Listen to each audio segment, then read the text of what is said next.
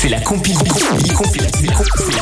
l'actu sur Skyrock. Allez, on va retrouver des bricoleurs du monde entier. Avant de retrouver les Français, on va filer en Allemagne tout de suite. Numéro 3. Ah ouais, lui il est vraiment fort en Allemagne. Son balai d'essuie-glace était mort. Il a fallu donc le changer. Plutôt que d'aller dans une enseigne bien connue de tous, je sais pas, Noroto, Feu Vert et que sais-je, eh bien lui a remplacé son essuie-glace par une éponge. Voilà, beaucoup moins cher. Pas cher, mais ça nettoie bien en plus. Ça nettoie très bien, donc voilà, on a une petite photo, là on voit l'éponge calée donc à la place du balai. Le pire c'est que ça fonctionne, ça n'a pas plu à la police qui lui a mis une amende. Bah c'est pas con pourtant. Ah oui, C'est pas con. Voilà, on bride les inventeurs comme ça. Bah voilà. Mais qui ont des idées, qui inventent des trucs. Moi, c'est une histoire horrible qui s'est passée dans les Vosges. Numéro 2. C'est un homme, il est resté bloqué pendant 5 jours entre les barreaux d'un escabeau. C'est horrible. Bah oui, il s'est penché, il a basculé, on sait pas trop comment, il s'est retrouvé la tête bloquée entre deux barreaux de l'escabeau. Bon, un peu sonné quand même, parce que il a quand même fait une petite chute. Sa tête a enflé et il a été dans l'incapacité de se sortir de là. Il appelle à l'aide, mais personne ne l'entend. Bon, il pouvait pas se déplacer pour atteindre le téléphone parce que l'escabeau le bloquait de partout.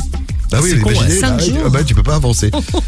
Ça a duré donc 5 jours jusqu'à ce que sa sœur lui rende visite au bout de 5 jours. Elle a prévenu les secours. Bon, il était encore conscient. Il a pu boire, il a pu manger quand même. Et il a été transporté à l'hôpital d'Épinal. Bon, les examens qui ont été réalisés donnent des trucs plutôt positifs.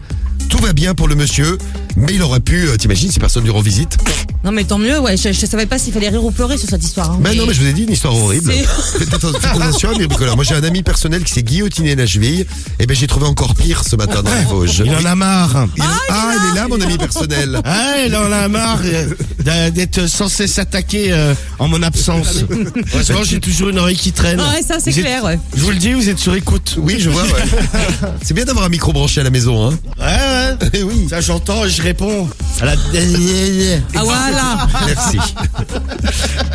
Allez, on file à Cavaillon maintenant. Numéro 1. Le pays des melons. Ouais, dans le Vaucluse, tout à fait. Pour ralentir la police, des dealers ont encore une fois eu une merveilleuse idée, très ingénieuse. Ils ont fait couler eux-mêmes d'importants dodanes. Rien à voir avec les dodanes que vous voyez sur les routes. Non, cela était en béton armé, bien plus haut, bien plus imposant que les traditionnels. Bon, un expert a estimé que l'ouvrage a été fait avec un vrai professionnalisme. Hein. Il n'avait jamais vu ça. Les agents de la mairie n'ont pas laissé traîner ça. Ils sont revenus 2 jours après leur installation pour les retirer. La police les accompagnait pour éviter tout risque de représailles. Mais en attendant, la police a été bien ralentie par ces dodanes. Bah, faut qu'ils se lancent dans le BTP, comme ça ils feront un truc légal. Je te jure. Bah oui. Merci Rémi et bonne journée à tous les bricoleurs qui nous écoutent. Il y a Lo du Bricorama qui nous envoie un message. Salut Lo. Bricorama, ça existe? Bah oui. Ouais, Bricorama. Il y a quoi? Il y a Bricomarché, Bricomarché, ça existe. Bricoman, Monsieur Bricolage. Monsieur Bricolage, Bricolette. Brico-dépôt. Bricolex, il y en a un à côté. Castorama, je sais pas si on l'a dit. Castorama. Ah il y en a plein. Brico-dépôt. Putain, mais il y a un nombre de trucs en brico, c'est un truc de dingue. Les gens adorent faire du bricolage. Ils adorent, vive le bricolage.